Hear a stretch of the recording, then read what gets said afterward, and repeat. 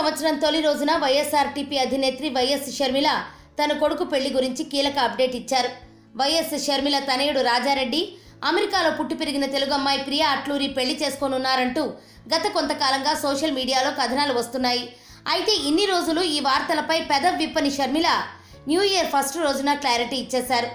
జనవరి 18 రాజారెడ్డి ప్రియల నిశ్చితార్థం ఉంటుందని ట్వీట్ చేశారు. వచ్చే నెల 17న పెళ్లి ముహూర్తం ఖరారు చేసినట్లు చెప్పారు. ఈ విషయం అందరితో పంచుకోవటం సంతోషంగా ఉందంటూ ట్వీట్ చేశారు. జనవరి 2వ తేదీన కుటుంబం అంతా కాబోయే వధూవరులతో కలిసి ఇడుపులపాయలోని వైఎస్ఆర్ ఘాట్ని సందర్శించనున్నట్లు చెప్పారు. తొలి ఆహ్వాన పత్రిక ఘాట్ వద్ద ఉంచి నాన్న ఆశీస్సులు తీసుకుంటామంటూ వైఎస్ షర్మిల ట్వీట్ చేశారు.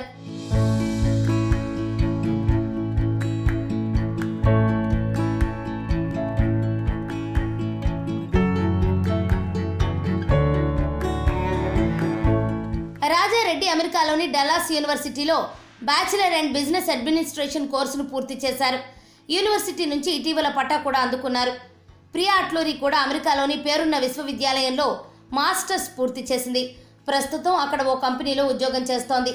దగ్గర బంధువులను నిశ్చితార్థానికి ఆహ్వానిస్తున్నట్లు తెలుస్తోంది. అయితే AP CM Jaganmohan Reddy YS Sharmila మధ్య భేదాభిప్రాయాలు ఉన్నట్లు గత కొంతకాలంగా ప్రచారం జరుగుతోంది.